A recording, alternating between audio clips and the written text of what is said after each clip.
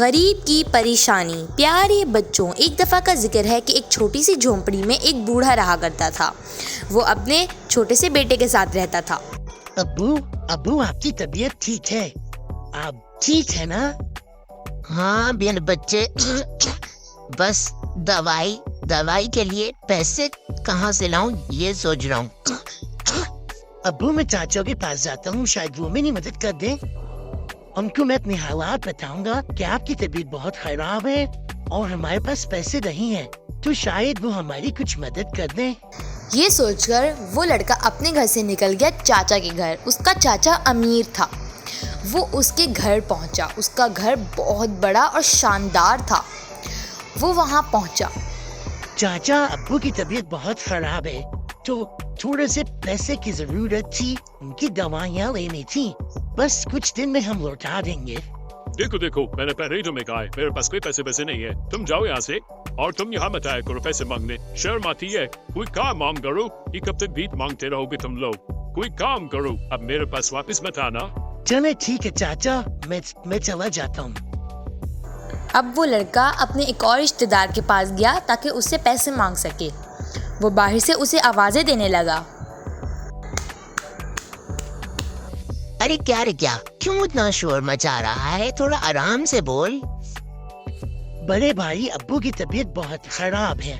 आप प्लीज कुछ पैसे दे दें, मैं दवाइयाँ नहीं लूंगा।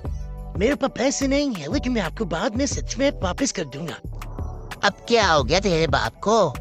मेरे पास भी पैसे वैसे नहीं है। पिछली बार लेके दिया था, अब तक वापस किए नहीं। तू जा यहाँ से। लड़का घर जाते जाते ये सोच रहा था कि अब्बू को बताऊं कि ना बताऊं, लेकिन फिर उसने सोचा कि ये नाम के रिश्तेदारों की सच्चाई मुझे अब्बू को ज़रूर बतानी चाहिए। तो वो जल्दी घर के अंदर गया। वो जैसे ही घर के अंदर गया, उसके अब्बू पूछने लगे, बेटा कुछ खाने के लिए लाया है? दवाइयाँ मैंने तेरे को कहा था ना, चाचा से पैसे लेके दवाइयाँ तो ले आ। क्या हुआ? अब्बा, चाचा ने पैसे देने से इनकार कर दिया। उसने बहुत बातें सुनाई मेरे को।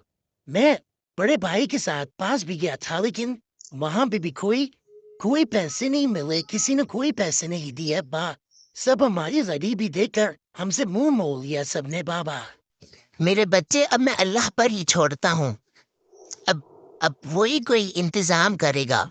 उनकी एक ज़मीन थी जो कोई नहीं खरीद रहा था, लेकिन एक अमीर आदमी को उनकी ज़मीन पसंद आ चुकी थी। तो उसने जल्दी से उनको कॉल मिलाई। उसने उस फ़ोन कॉल में कहा कि मुझे आपकी जमीन बहुत पसंद आ चुकी है। मैं वहाँ पर एक स्कूल बनाना चाहता हूँ बच्चों के लिए, गरीब बच्चों के लिए, ताकि वो वहाँ पर पढ़ाई कर सकें। आप मुझे जमीन दे दें, मैं आपको इसके दुगने कीमत दूंगा। वैसे तो इस जमीन की 2 लाख रुपए कीमत है, लेकिन मैं आपको पूरे 5 लाख रुपए कीमत दूंगा। मुझे ये अर्जेंट चाहिए। मेरे मजदूर वहाँ पर ही है, काम शुरू करवाना है। बस कुछ कागजात का काम है, वो आप इजाजत दें तो मैं लेकर आऊं और बस ये काम खत्म हो।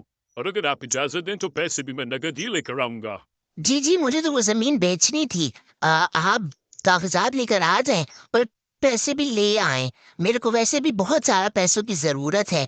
मेरी तबीयत बहुत खराब है और घर में कुछ खाने के लिए भी नहीं है। आपको इजाजत है, आप आए और कागजात पे काम कर लें। उसने खुशी के मारे अपने बेटे को आवाज़ दी और वो इतना खुश था कि वो उठ के चलने भी लगा था।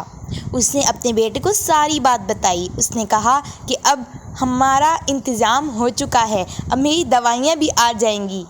वो लोग बहुत खुश हुए और उसका बेटा भी बहुत खुश हुआ। तो आपको ये कहानी कैसी लगी मुझे कमेंट्स करके ज़रूर बताना। अल्लाह हाफिज़।